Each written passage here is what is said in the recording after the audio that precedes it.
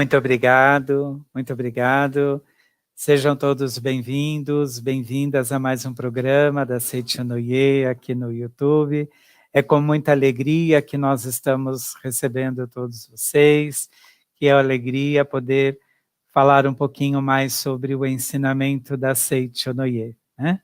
Hoje nós teremos uma entrevista bastante especial com uma preletora, professora, amiga nossa, e vamos falar então sobre a educação da vida aplicada no dia a dia e os seus resultados. Portanto, vamos então iniciar o nosso programa com uma oração. Então, aqueles que estão nos acompanhando, se puder fechar os olhos e acompanhar a oração. Oração para abençoar o lar. Somos filhos de Deus. Esta casa é morada dos filhos de Deus. O amor de Deus preenche esta casa e os seus moradores estão preenchidos de paz, alegria e tranquilidade. Nesta casa preenchida de amor de Deus, não há de entrar nenhuma vibração mental nociva, tal como ódio, ressentimento, maldição, inveja ou hostilidade, pois tal vibração negativa não sintoniza com as nossas vibrações de harmonia e amor. O meu lar é realmente lar de Deus.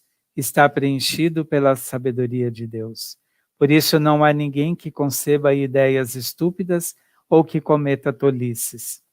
Os membros desta família, vivendo num ambiente repleto de vitalidade dinâmica, não perdem a beleza da ordem e da harmonia que expressam a beleza do mundo de Deus. A sabedoria de Deus se manifesta como prudência e não há vibrações que excedam o limite em nenhum aspecto da nossa vida. Por isso, o conflito não pode entrar no meu lar. A insensatez não pode entrar no meu lar. A tristeza não pode entrar no meu lar. A apreensão não pode entrar no meu lar. As vibrações de harmonia, alegria, amor e sabedoria abrangem todas as coisas. Este lar é morada dos filhos de Deus, é lar de Deus, está sempre repleto de vozes de bênção e louvor, e não se ouve nenhuma voz de ódio ou mágoa. Somos filhos de Deus, personificações da vontade de Deus. Logo, neste lar não se ouvem comentários sobre defeitos alheios. O meu lar é morada dos filhos de Deus, é lar de Deus. Todos aqueles que visitam essa casa são filhos de Deus, trazem consigo o amor de Deus, são recebidos com o amor de Deus e nos abençoamos mutuamente num ambiente de cordialidade. O meu lar é morada dos filhos de Deus, é lar de Deus, é abundantemente provido de tudo o que é necessário à nossa vida. Seja o que for que estejamos necessitando, se orarmos a Deus e agradecemos acreditando que já o recebemos, ele surge no momento e no lugar apropriado. O meu lar é morada dos filhos de Deus, é lar de Deus. Em todos os cantos resplandece a luz da vida. Todos estamos transbordantes de vida, dinamismo e saúde, e não há ninguém que esteja doente. Todos estamos envoltos numa atmosfera de felicidade. Mesmo quando alguém parece adoentado, acreditamos que isso não passa de projeção da mente. Nesses momentos, cada membro da nossa família reflete sobre os seus pensamentos, afasta os maus pensamentos e manifesta sentimento de gratidão para com todas as pessoas, coisas e fatos. Purificando os nossos pensamentos, desaparecem as más imagens projetadas. Aparece a imagem perfeita da imagem verdadeira do Filho de Deus, e todas as enfermidades são curadas. O meu lar é morada dos filhos de Deus, é lar de Deus, lar de alegria, lar de bênção, lar de gratidão, lar de harmonia, lar da prosperidade, lar da vida eterna. Agradeço sinceramente a Deus. Muito obrigado. Muito obrigado. Mais uma vez, muito obrigado, bem-vindos, né, a essa nossa reunião. Gostaríamos de pedir para que vocês que nos acompanham nesse momento, que deixem aí o seu like, clicando, né, na opção de deixar o like, para que essa nossa atividade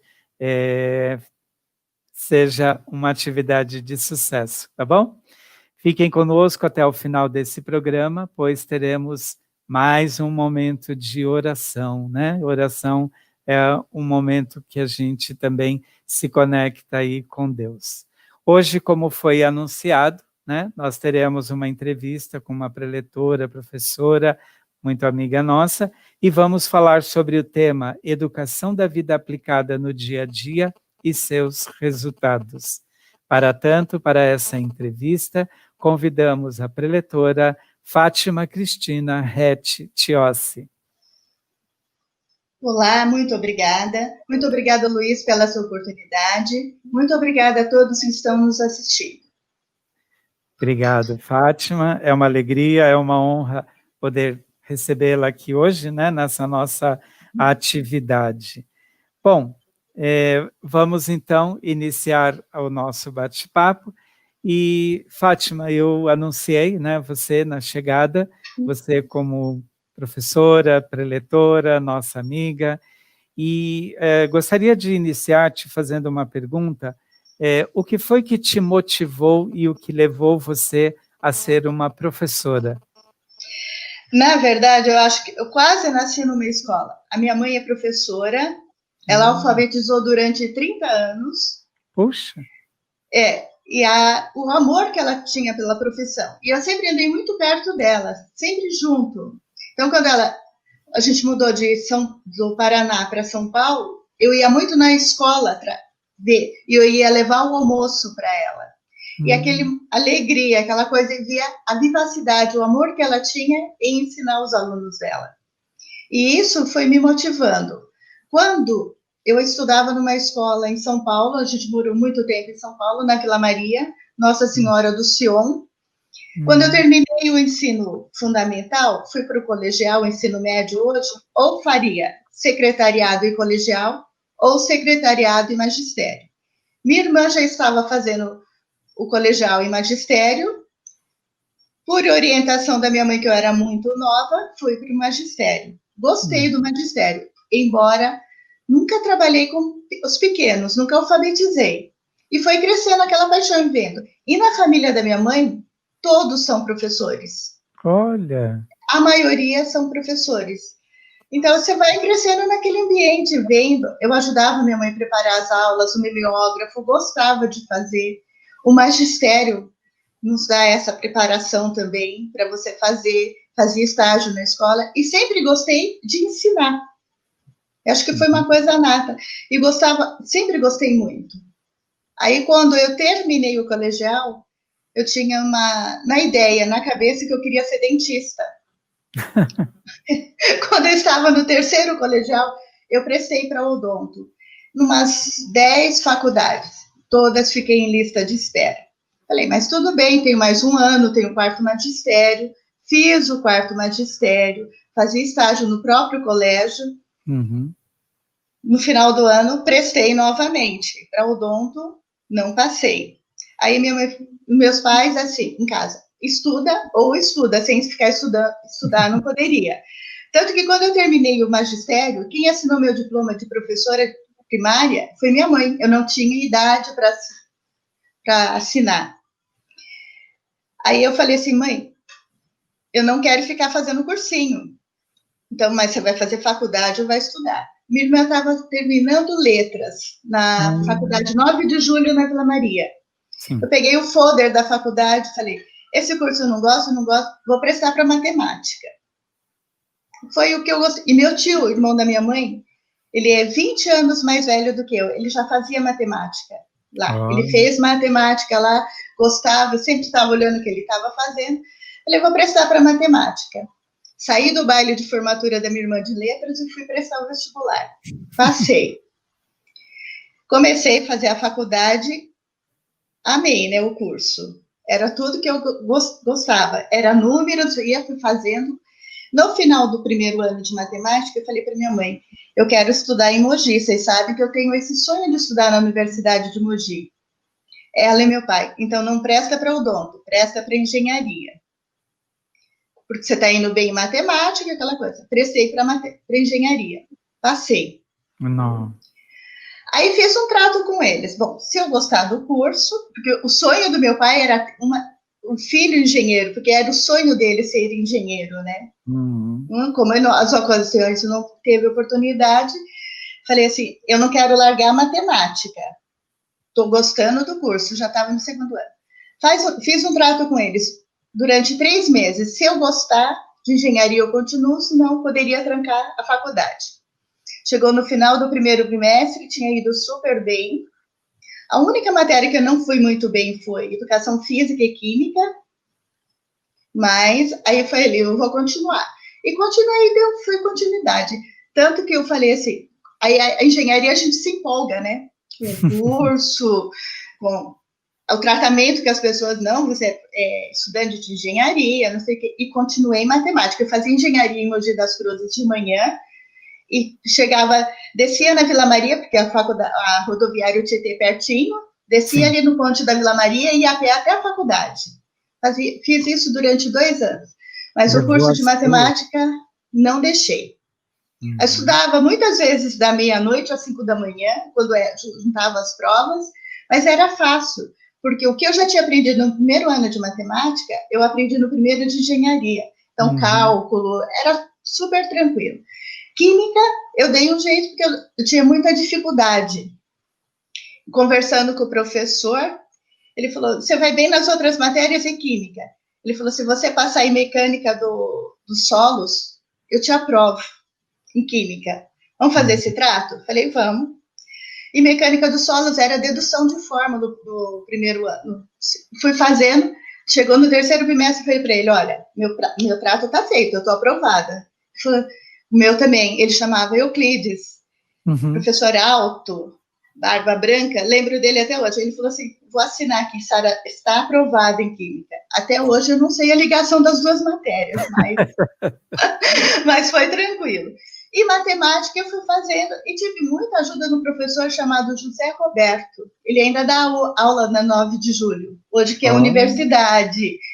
Porque teve um ano que eu estava muito cansada, eu falei para ele, José Roberto, eu vou desistir. Estava no último semestre de matemática. Eu não estou aguentando as 2 faculdades, está muito puxado. Tudo. Ele falou assim, vem só fazer prova. Você nunca sabe o que pode te acontecer. Se você vai gostar de dar aula um dia. Falei para ele, do jeito que eu estou gostando de engenharia, que a gente fica naquela ilusão da empolgação, né, do curso, até a parte financeira, salário de professor de engenheiro, né? Ele falou assim, não, termina. Eu só ia fazer as provas, ele me dava ausência em todas as matérias, todas as disciplinas. E terminei. Aí terminei matemática em 86, terminei engenharia em 90. Fui começar a dar aula em 93. Mas aquela paixão acho que ficou guardada ali, com aquela empolgação. Fiz estágio na Sabesp. Como estagiária de engenharia, ganhava 3 vezes mais que a minha mãe. Então, isso para quem está no início de carreira, jovem, é uma ilusão, né? A gente sabe. Mas, bem lembrado. Bem lembrado. A gente fica naquela ilusão. Nossa, eu estou ganhando bem, é o poder aquisitivo, embora me especializei em água e esgoto, gostava do que fazia também, e fui fazendo. E quando nós mudamos para Palmital, em 93, abri um escritório, minha irmã de direito, que ela era advogada, e eu de engenharia. Aí comecei a ver, bom, como engenheiros aqui autônomo não dá para viver. Um dia chegou uma amiga da minha mãe e falou assim, ô Fátima, você está aí sem fazer nada, você é professora de matemática, Platina, que é uma cidade pertinho daqui, dá 20 quilômetros, estão desesperados atrás de um professor de matemática. Olha só.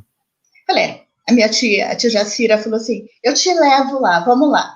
Então, fui com ele, cheguei na escola, o diretor, seu Toninho, ele falou assim, levei meus documentos, ela é chamada escola padrão, então o diretor tinha autonomia para contratar o professor, mesmo sendo do Estado. Sim. Eu falei para ele, eu não tenho experiência, mas se é professora de matemática e física, eu falei, sou, está contratada, começa agora, para a sala de aula. Mas eu já tinha aquela vivência de estágio, de ver minha mãe, E entrei na escola. E sempre, como a gente fala, há anjos na vida da gente, né? Tem professores que vai nos ajudando. Então, comecei a dar aula, encontrei a professora Eva, que a gente chama ela de Branca, ela tem matemática e física. Peguei a licença dela de 15 dias, quando ela voltou, eu continuei. Ela falou assim para mim, quer umas dicas? Quer que eu te ajude? Eu falei, eu quero. E a gente começou a trocar, vai vendo a experiência, e eu me apaixonei, nunca mais saí dessa sala de aula. E isso, eu acho que é um amor que eu já nasci com ele. Sim. Então, comecei a trabalhar lá em Platina, dando aula, e continuei com o escritório de engenharia, como eu sempre fiz. Mas, assim, deixei a engenharia como hobby, e minha profissão de paixão sempre foi ser professora. E aí, teve 2012, eu trabalhei na Secretaria de Obras de Tarumã, como engenheira civil. Já conciliava os dois. Dava aula em Assis e Tarumã, que são cidades perto. Fiz meu horário tudo certinho. 2012 foi super tranquilo. 2013, o dirigente da escola falou assim, você vai ter que fazer uma opção. Não dá para conciliar os dois, acumular os dois cargos. O que você escolhe? Não pensei duas vezes. A escola. Falei, não, porque aquela parte onde eu falei assim, eu não vou largar meus alunos, não. A engenharia eu posso continuar, mas meus alunos eu não posso deixar. Então, foi isso. Eu falei assim, eu acho que esse amor... Aí me falaram assim, você é doida. Como você ganha na Secretaria de Obras da Prefeitura, você ganha 5 vezes mais que você ganha de professora. Aí, eu já estava quase sendo... Eu me formei preletora em 2014, já estava naquele processo. Eu falei para ela, não é a parte financeira. A financeira é uma consequência. Se eu não fizer meu trabalho com esse amor, não for todo dia feliz trabalhar, eu posso ganhar muito e não vai ter sentido nenhum. Não vou nem conseguir aproveitar a parte financeira. Então, como professora, eu posso ganhar menos, mas o meu dinheiro é um trabalho, não é feito com amor, então ele rende muito. Não que o trabalho que eu faça com engenharia eu não faço com amor, mas o amor maior é a sala de aula. Então eu optei, larguei, deixei a Secretaria de Obras e continuei na escola, feliz da vida. Que lindo, né, Fátima? Porque, assim, quando a gente é mordido, né, pelo bichinho da educação, eu tenho uma amiga que ela se formou também muito jovem, e aí uma amiga precisou ficar 15 dias de licença, e ela não queria ir substituir, porque não tinha experiência, porque não sabia se ia gostar, não tinha a vivência, né? E aí a amiga assim, não, mas é só por 15 dias, terminando a lição. Bom, terminou a licença e ela está há 25 anos dando aula. Eu fiquei há 27. Como primário, eu trabalhei algumas aulas eventuais. Como minha mãe era professora, faltava professor na escola, eu ia trabalhar. Então, você já tinha, assim, aquele gosto de sala de aula, né? Uhum. Mas é muito gratificante. Até hoje, as pessoas chamam, ô professora, isso deixa a gente feliz. É verdade. É bom ver, Embora engenharia, gosto muito do que eu faço também na área de engenharia, faria o curso novamente, mas se tivesse que escolher, faria os dois cursos, matemática e engenharia. Nossa, olha, pode falar. E dei aula na faculdade de engenharia aqui da Unip, o curso de engenharia durante 1 ano. E lá eu apliquei a educação da vida com os alunos. Puxa vida. Então, era isso que eu ia começar agora a conversar com você, para perguntar, porque, claro, quando você começou a dar aula, você ainda não conhecia a educação da vida, né? Não. Porque a educação da vida foi algo que você aprendeu quando você conheceu a Seiichi Noye, né? Então, eu queria, assim, que você estabelecesse, né, uma comparação, uma relação de quando você dava aula antes de conhecer a educação da vida e depois, e o que isso, né, trouxe como resultado. Eu comecei a dar aula em 93, conheci a Seiichi Noye Educação da Vida em 2008. E foi a educação da vida que me fez ficar no ensinamento. Porque eu já falei outras vezes, eu fui para Seishinoe para minha irmã se achar, ela se encontrar. Aí comecei a participar das reuniões dela. Então, de 93 a 2008, eu fui uma professora. Como exatas, se eu falasse para você, Luiz, x mais 5 é igual a 4, e você falasse, mas eu não entendi. Eu pensava assim, mas nossa, é tão fácil, como que não entendeu? É óbvio, né? E para mim, o que era óbvio, tá somando, passa subtraindo, para mim era aquilo é óbvio, porque a minha mente é matemática, né? E eu não pensava que o outro ia. Então, assim, embora eu tinha paciência para explicar para os alunos, dei aula na suplência, que é para jovens, adultos que já não tinham. Então, você tem que ter uma outra didática para ensinar tudo, mas eu pensava assim, mas é tão óbvio, como que a pessoa não consegue aprender?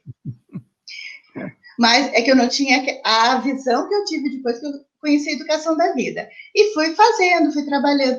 Em 2008, quando eu conheci a Seishinoe, eu comecei a ler revistas que tinham os artigos da educação da vida. E aquilo fui colocando em prática. Fui falando, mas será que se eu mudar isso? Porque eu sempre fiz assim, será que nem São Tomé, vê para crer. Será que se eu fizer vai dar certo? E comecei a fazer. Falei assim, mas no passado eu fazia assim, que os alunos, eles, de uma certa forma, passavam, aprendiam, mas eles tinham aquele receio, né, de chegar, de perguntar. Será que se eu mudar, vou conseguir? E fui fazendo nessa linha de pensamento. Fui testando eles e me testando, né, para ver até onde ia conseguindo. E fui vendo o resultado. Eu lembro que em 2009 foi o primeiro seminário de educadores que eu fui. Em janeiro eu estava almoçando, eu, minha mãe e minha irmã, a preletora Lair, ela me ligou e falou, você não quer ir para o seminário de educadores? Eu perguntei para ela, o que é isso? Eu falei, eu sei que você é novata no Seishinoe, mas se você vem até Piraju, você vai comigo. Eu falei, tudo bem, vamos ver o que é, porque eu já estava apaixonada pela educação, né? Você vai praticando, vai fazendo. E nesse período, falei assim, aí conversei com a minha mãe, falei, mãe, vai ter gasto para ir, para ver. A gente estava numa situação meio delicada. Eu tinha feito um projeto. Ela acabei de falar para ela, eu quero ir. Ela falou, minha mãe falou assim, vamos ver o que a gente pode fazer, dar um jeito. Minha irmã nessa época estava em casa, porque ela tinha perdido o emprego. Tocou a campainha, veio a moça, Fátima, eu vim pagar o projeto. Olha. Ela pagou o projeto inteiro, até o acompanhamento que deu para pagar, tudo que a gente precisava, é como fala-se, aparece, né? Aí fui para o seminário, ainda lá ele falou assim para mim, tem uma maneira mais fácil de você fazer, entre em contato com o pessoal de Prudente, eles passam com a Avante e pegam. Aí combinei com o pessoal do Prudente, fui com eles, aí no seminário dos educadores, aí eu saí mais apaixonada ainda, falei assim, estou no lugar certo. E às vezes eu pensava, o que será que eu estou fazendo dentro dessa filosofia? Qual a finalidade disso?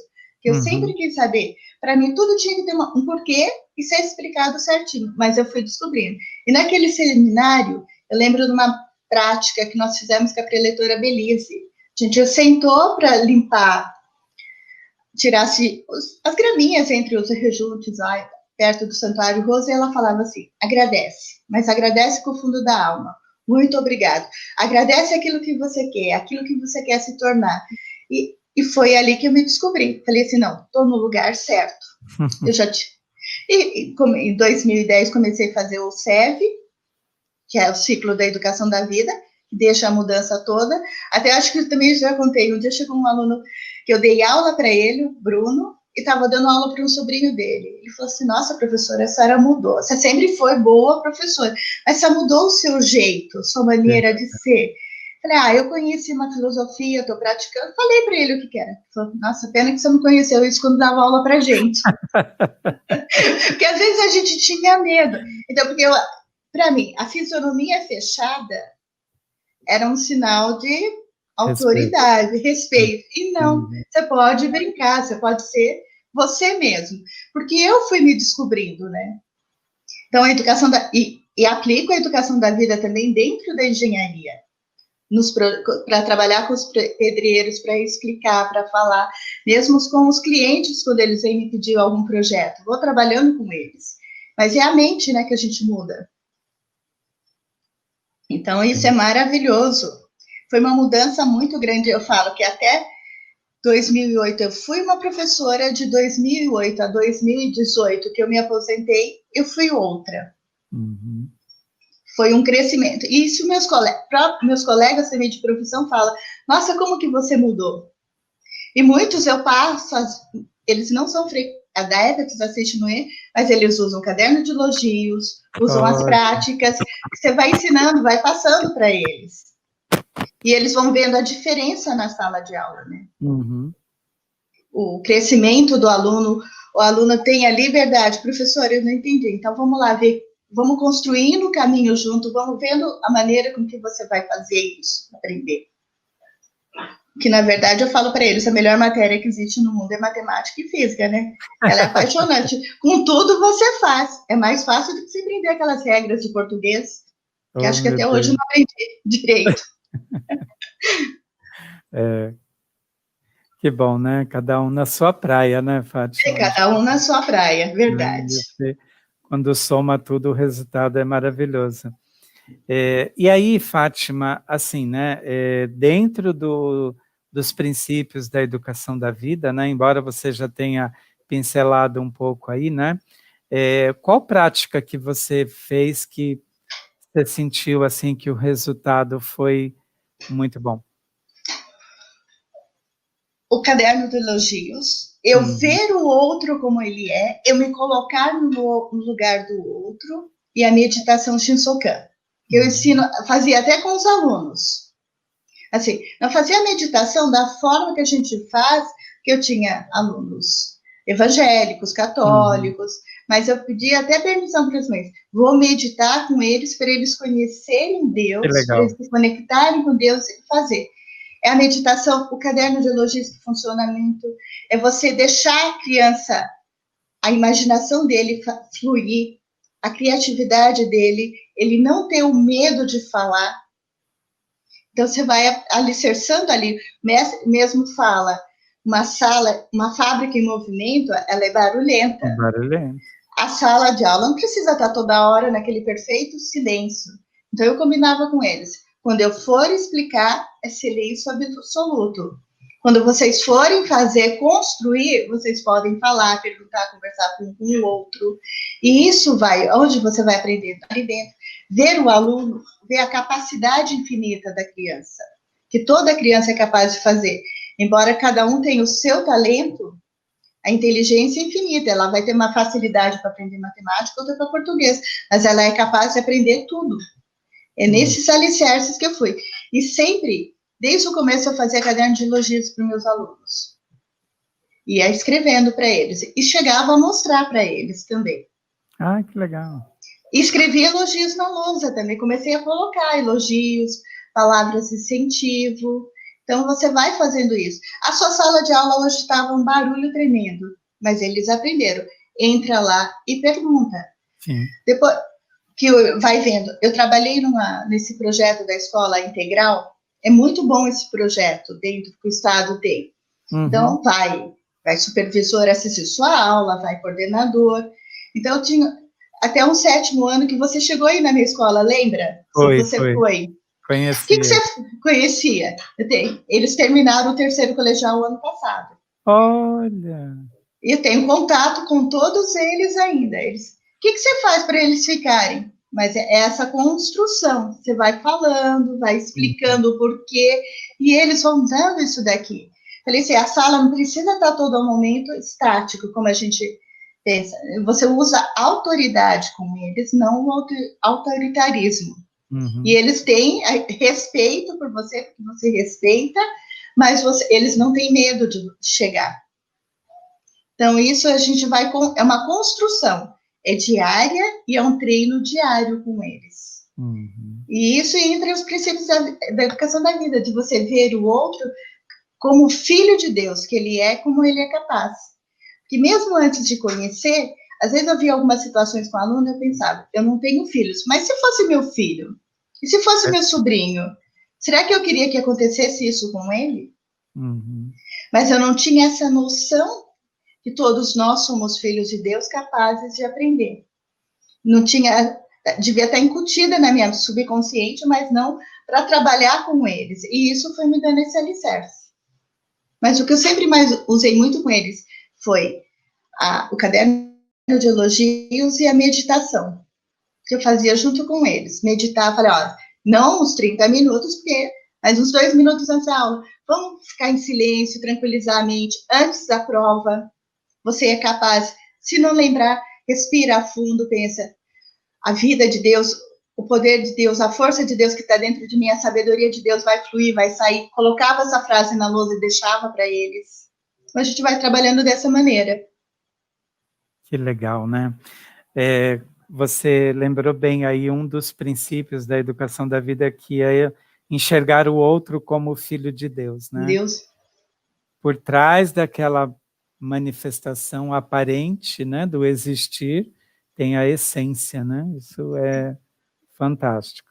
Ele só não está manifestando, em alguns momentos, o filho de Deus que ele é. Mas quando ele não está manifestando, ainda aprendi isso. O que ele está querendo me ensinar? Verdade. O que eu preciso mudar a minha mente? Dessa situação, o que eu preciso aprender? Amar todos sem a distinção, né? Sim.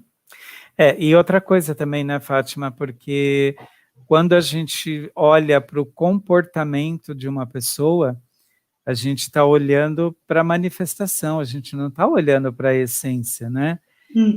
E que, na verdade, muitas vezes é através do comportamento que ela chama atenção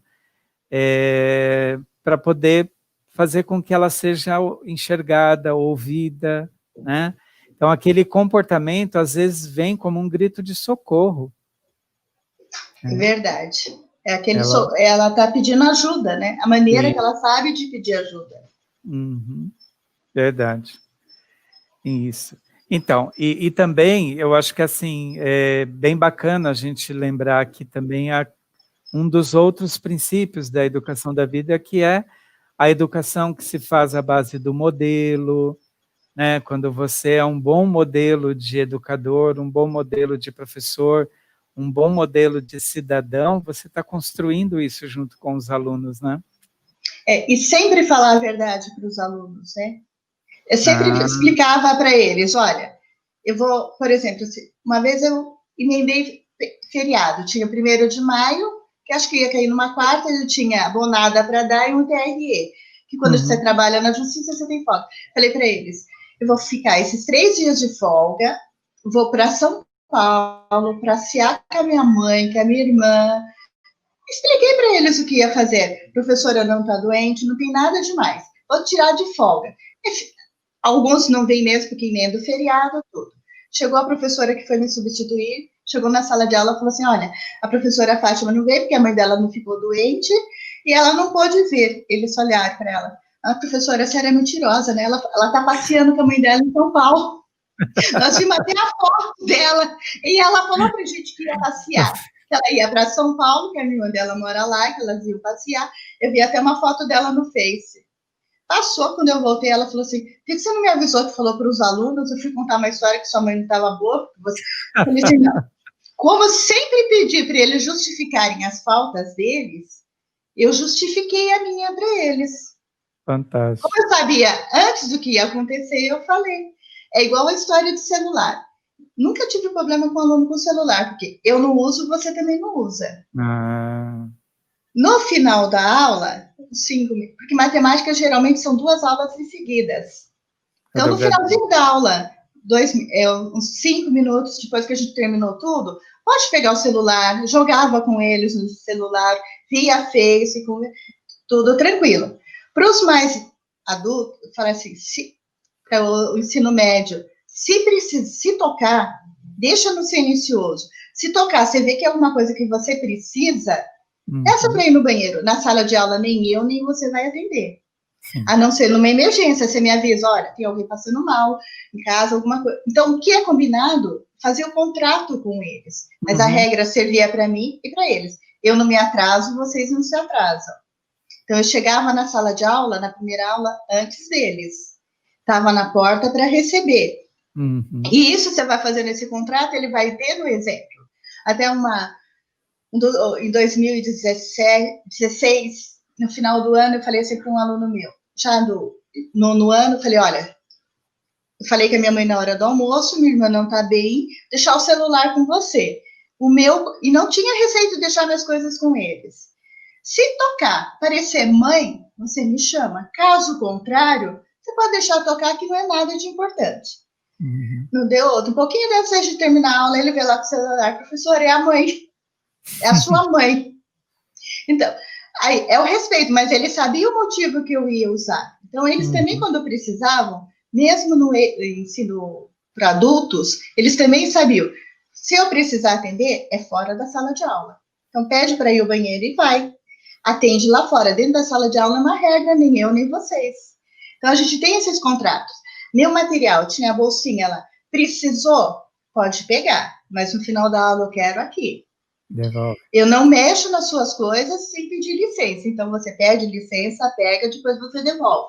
O mesmo que eu queria que eles fizessem comigo, eu fazia com eles. E isso funciona.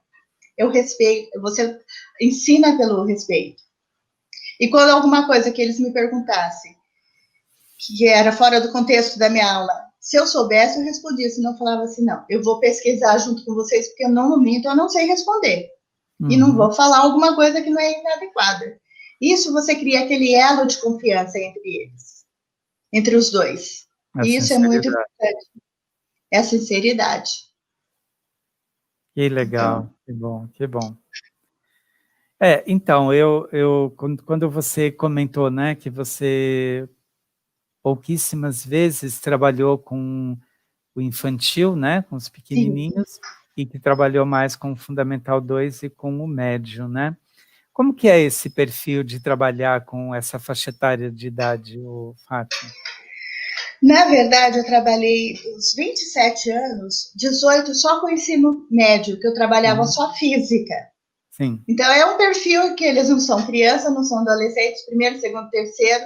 O primeiro, eles estão saindo do ensino fundamental, indo para o médio, naquela ilusão, não sabe como se comportar. O segundo ano, eles estão mais tranquilos. O terceiro, com aquela euforia. Vou sair, o que eu vou fazer? Vou para a faculdade, vou trabalhar. E sempre trabalhei em escolas de periferia. Então, muitas vezes, o aluno do noturno, ele trabalhava o dia inteiro e vinha para a escola. Então, é um perfil diferente, você tem que ter um acolhimento diferente com ele. Muitos dormiam na sala de aula, chegava às 10 horas, que era a última aula da noite, estava cansado, dormindo. O adolescente, você tem que entender, ele tem um momento, às vezes eles estão rindo, se você vai pensar, tá rindo de mim? Não, eles riem de tudo.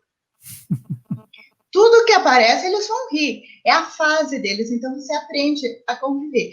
Então, durante esses 18 anos, fui aprendendo com eles e me ajeitando junto com eles. Não foi um processo fácil. Pela minha própria mentalidade, o jeito que eu fui educada, a escola, então tinha que ser tudo certinho. E fui aprendendo com eles a ter essa folga. Quando eu comecei a usar a educação da vida, eu ainda trabalhava só com física no ensino médio. Então, foi um processo fácil. Aí chegou um ano que eu falei para a diretora, eu não quero mais aula à noite. Eu preciso, que às vezes eu saía de casa às 5:30 da manhã, chegava às meia-noite, 1 hora, pela distância. Falei assim, não quero mais trabalhar à noite. Então, você vai ter que pegar sexto ano. Eu falei para ela, não tem jeito não. Sexto ano, não sei trabalhar com eles, não. A dona Givonete, que você conheceu, ela foi no congresso que a gente... Ela falou assim, consegue sim, você dá conta sim. Aí peguei um sexto ano à tarde para não dar mais aula à noite. Aí foi uma paixão que nasceu com eles. Porque ele eles não sabem se são crianças, se são adolescentes, o que são. Mas eles são muito amorosos. Então, é aquele dar e receber, e você vai aprendendo. É aquela via de duas mãos. Uma hora a gente se encontra e um aprende com o outro. E aquele processo todo. Assim, aí eu tive que me policiar em algumas palavras, porque com o adolescente você pode falar de um jeito, com uma criança não, né? Mas eu já tinha feito o SEV, já tinha terminado o SEV, então já estava bem estruturada. E isso acho que foi garantiu o meu sucesso com o 6º ano. Uhum. A base, aí eu olhava assim, bom, aprendi isso. Vou lá no volume 14 ver o que o mestre fala. Como que você vai fazendo? Então, você vai, a educação dos filhos de Deus. Então, você vai olhando ali, vendo o que você aprendeu, vai vendo e vai aplicando, e vai funcionando. Mas é tudo naquela... É a aplicação da prática, é pôr em prática aquilo que você aplica. E sempre com eles também fui muito tranquila, muito de falar. Hoje tá desse jeito. Hoje eu não tô bem, como vocês não acordam bem, tem dia que a gente não tá. Então, aquela sinceridade com o aluno. Então, você tem que ter esse caminho. E sempre ser... Olha lá, uma vez eu falei para uma aluna, eu já estava dando aula para o ensino fundamental, você riscou a carteira, você vai limpar. Senão, eu vou pedir para sua mãe vir aqui e ela vai limpar. Ah, minha mãe não faz isso, não. Eu falei, ela vai fazer. Aí a mãe foi falar comigo, foi numa reunião, falou, você falou para minha filha que ia fazer eu limpar a carteira? Eu falei. A sua filha, ela fez uma maneira, uma arte inadequada, escrever na carteira, as funcionárias limpam, mas isso não é adequado. Mas você falou que ia fazer eu limpar? Falei que se ela não limpasse, ia fazer. Fui lá, ajudei ela a limpar, mas ela tem que saber o que é certo e correto. Pensei que fosse mentira dela. Falei, não. Eu realmente falei para ela que se ela não limpasse, ia chamar a mãe para limpar, porque a funcionária limpa. Mas ela não é obrigada a limpar esses desenhos que a gente faz com caneta de propor, né? Então, e falei na frente da menina. A menina pensou que eu fosse, na hora, falar assim, não, mas imagina que eu falei isso. Mas falei sim. Então, você assumir mesmo que você faça alguma coisa que não é de acordo, você assumir. Não deixar o outro levar a culpa do que foi ele que fez, né? Sim. Então, isso eu sempre usei com os alunos. Uhum. E com meus colegas também. Se eu tivesse que falar, é para você que eu vou falar, não é para o outro. Então, a gente... E isso eu estou aprendendo a ter uma mente mais dócil, estou tendo... É um treino diário, né, Luiz? A gente ter a docilidade da mente, né? Sim. Acho que também tem bastante da sua fala, né, Fátima, a questão da reeducação, né? Muitos professores, claro, que viveram numa época que a educação era transmitida, né? E você aprende e eu te ensino, né? E hoje, com os avanços, com os autores atuais, né, que eles falam para a gente, né, que o aluno ele também te ensina muita coisa, né? E se você se permite aprender junto com ele, né, isso é fantástico. Eu sempre trabalhei diferente de você, eu sempre trabalhei com a alfabetização, né? Então, por exemplo, quando eu trabalhava matemática com os meus alunos, eu passava um exercício, explicava o exercício e passava o exercício. Aí dava um tempinho para eles fazerem o exercício. Aí eu ia na lousa e corrigia. Quando eu terminava de corrigir, eu perguntava para eles assim, quem de vocês fez um percurso diferente do que eu fiz, mas chegou no mesmo resultado que eu? Tinha sempre um que levantava a mão. Aí eu dizia para ele, então vem aqui na frente e mostra para a gente como você fez para chegar no mesmo resultado que o meu. Aí ele levantava, ia na lousa e eu sentava na mesa no lugar dele. Naquele momento eu deixava de ser professor e passava a ser um aluno. Ele ia ensinar para nós como que ele fez diferente, mas que chegou no mesmo resultado.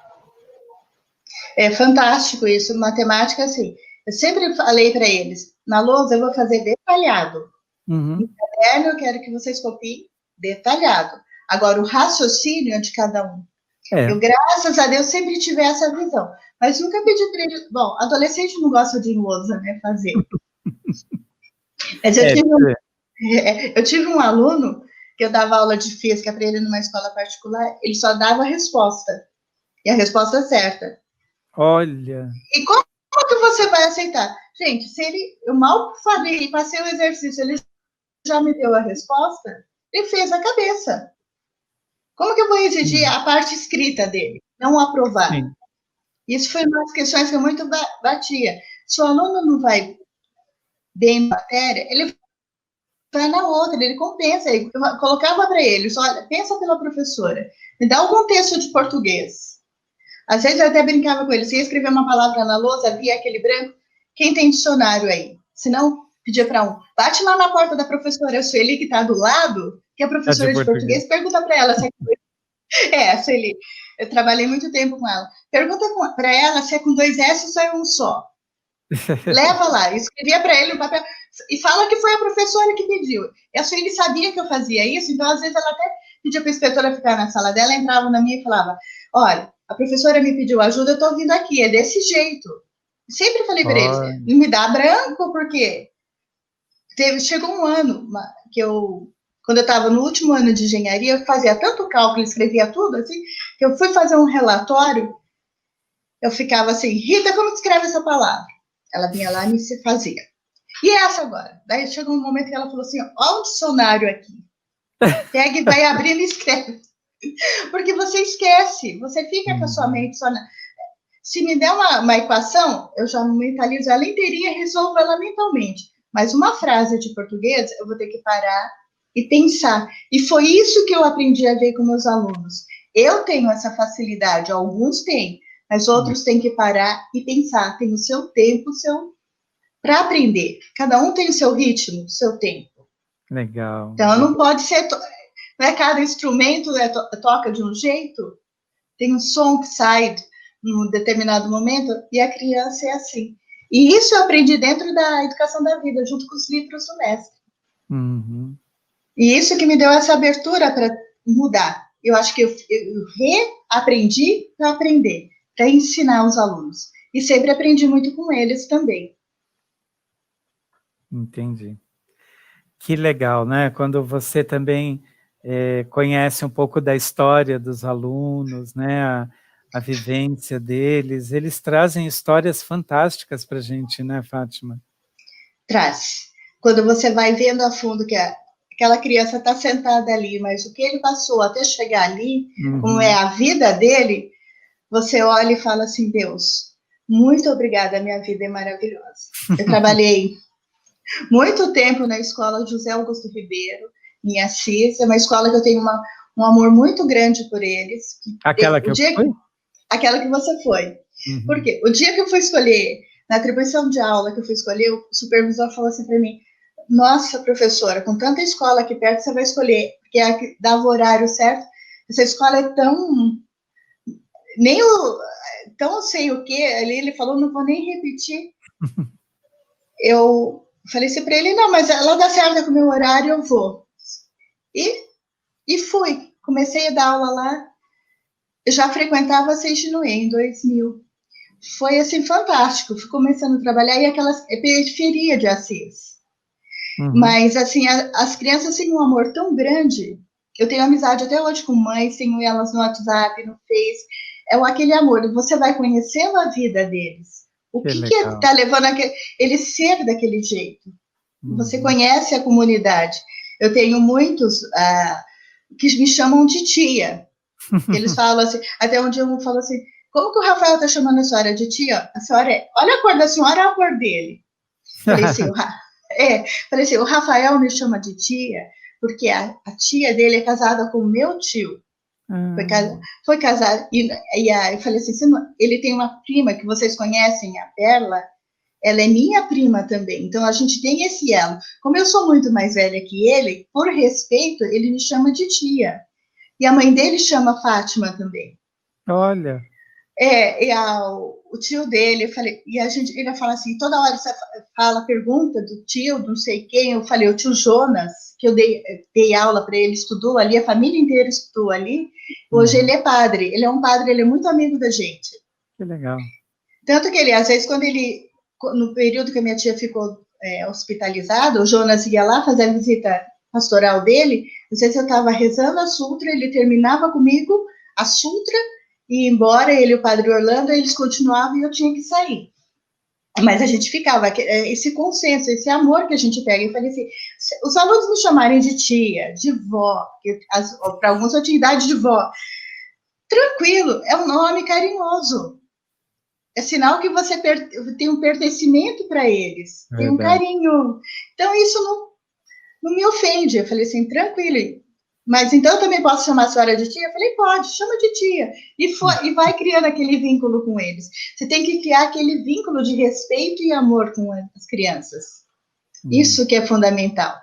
E os alunos que, antes de conhecer a educação da vida, que eu não consegui criar esse vínculo, que eu sei, a gente tem essa noção, porque eu tinha uma mente muito prepotente, né? Sabe ou não sabe? Até hoje eu faço oração de perdão para eles. Para muitos fiz oração de perdão, sim. Porque eu falei assim, nossa, não era eles, era a minha mente, que é aquela mente fechada. Então a gente vai expandindo a consciência, você vai melhorando como pessoa, né? Então o que você tem que fazer? A oração do perdão, fiz para muitos. E hoje você está aposentada, né, Fátima? E como é que você se realiza hoje? Eu estou aposentada. Eu me aposentei em 2018. A partir do dia 14 de março, eu entrei em licença-prêmio, porque eu tinha 180 dias de licença-prêmio e não voltei mais. Minha aposentadoria saiu dia 2 de março de 2019. Assim, me realizo porque eu tenho as atividades da Seishunue, que isso me preenche muito. Aula no CEP, do módulo, as palestras. Tenho alguns alunos particulares que de vez em quando me procuram, né? Se dá uma aula particular, eu gosto deles. Tem uma turminha aqui do ETEC que eu ajudo eles em física. E continuo meu trabalho como engenheira civil. Faço os projetos. Agora, sempre trabalhei com técnico em edificações, que quando eu não estava na cidade, sabia o que estava acontecendo e ia orientar os pedreiros nas obras. Continuo trabalhando com ele e agora faço mais visitas nas obras. Que a gente usa bastante matemática também, né? Sim, às vezes eles falam, nossa, a gente não sabe nada de matemática. Eu falei assim, para colocar o piso do jeito que vocês colocam, tudo certinho, é pura matemática. Olha, e então, nem sabem que fazem isso, né? Nem sabem que fazem isso, é a aplicação pura da matemática. Se você olhar uma parede que foi bem estruturada, bem certinha, é a matemática. O engenheiro dá o papel, quem faz o trabalho pesado são eles. Mas e vou fazendo as atividades, e isso está me realizando também, porque, embora amasse muito da aula, eu encerrei aquele ciclo. Sim. Você chega um momento que você tem que dar oportunidade para os mais novos, né? Depois de 27 anos e meio na sala de aula, mas a gente está sempre com o pé na sala de aula, né? Sempre envolvido com a escola. Verdade. E eu falo, o que me preenche muito são as atividades da Seishunue. Entendi. Bom, Fátima, eu estou adorando esse papo, essa prosa, né? Como diz os nossos amigos mineiros, né? Mas a gente está chegando aqui à nossa reta final, né, dessa entrevista, e eu gostaria que você, então, agora, Fátima, nas suas considerações finais, né, que você deixasse aí uma mensagem para os nossos educadores que nos acompanham nesse momento. Para vocês que estão nos assistindo, ouvindo essa conversa, que devem ter participado no chat, alguma coisa, um recadinho, não tenham medo de aprender. Sempre procure alguma coisa para aprender novidade. Não tenham medo de se inovar. É reaprendendo que a gente aprende. E trabalhem com muito amor. Porque aquelas joias raras que a gente tem na sala de aula são pedras preciosas que nos ensinam muita coisa. A gente transmite. E o amor que eles têm por nós, eles têm a gente como ídolo. Embora alguns dê trabalho, mas nós somos os ídolos deles. Então, dentro de uma sala de aula, a gente esquece tudo que está por fora, que a gente está passando por fora, e entra. E procure, dou um recado, de coração, procure na sua regional, mesmo se você não é adepto da Seishunue, procure fazer o curso CEV, Ciclo da Educação da Vida, que ele amplia. Você usa em casa, na escola, com os filhos, quem tem marido, que eu já sei que usa, qualquer atividade sua. É para professores, mas se você não for, você vai ser bem útil na sua vida também. A minha irmã usava o que eu passei para ela do CEV com os estagiários dela na área de direito. Olha. Então, você está sempre usando. É educação da vida, você se reeduca para educar. Você se transforma numa pessoa melhor, transformando o mundo, o ambiente ao seu redor é melhor. Até com os animais, com as plantas, a gente usa a educação da vida. E não é procurando, né? Sempre. E sempre tem um curso perto de você. É só procurar. Depois vai aparecer eu sei que no chat aparece o endereço dos educadores, o e-mail. Entre em contato com a gente e leve para a sua escola, que é muito bom. Verdade. E que vocês sejam cada vez mais felizes e abençoados por Deus. Que lindo isso. Obrigado, viu? Bom, antes de encerrarmos, né, conforme foi anunciado lá no início do nosso programa, nós vamos encerrar também essa atividade com uma oração. A oração que nós vamos fazer está no livro Minhas Orações, na página 75, e é a oração para fortalecer a convicção de sermos onipotentes. Eu vou pedir para quem está nos acompanhando, se puder, né, fechar os olhos. Quem quiser assumir a posição de oração também, fiquem bem à vontade. E vamos, então, às palavras da oração. Estou com Deus, por isso, nada me é impossível. Não temo desgraça de espécie alguma, pois Deus está comigo. Confio totalmente em Deus. Para quem ama a Deus, tudo transcorre satisfatoriamente. Estou agora descobrindo um novo mundo. Estou com Deus, por isso nada me é impossível. Não temo desgraça de espécie alguma, pois Deus está comigo. Confio totalmente em Deus. Para quem ama a Deus, tudo transcorre satisfatoriamente. Estou agora descobrindo um novo mundo. Muito obrigado, muito obrigado, muito obrigado. Então, queremos agradecer, né, a participação, a presença da nossa professora, preletora, Fátima Cristina Reti Tiossi, que também é membro da Comissão Executiva Central dos Educadores. Muito obrigado, viu, Fátima, por essa oportunidade.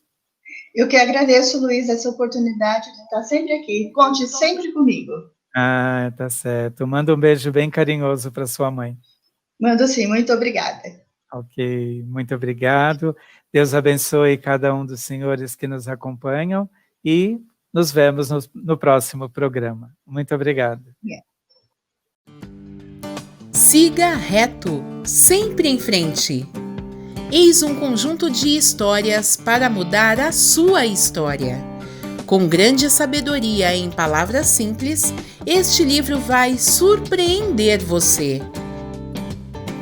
Fé, modo de viver, família, superação, amor e gratidão, eu e o outro, são temas encantadoramente envoltos por histórias curiosas e tocantes, pela tradução delas para o dia a dia e por dicas práticas que transformam a vida de quem as aplica. O autor, preletor da sede internacional Fernando Antônio Mendes Marques, é um palestrante experiente que transmitiu para a forma de texto a sua narrativa espontânea que cativa públicos no Brasil e no exterior. Siga reto, sempre em frente.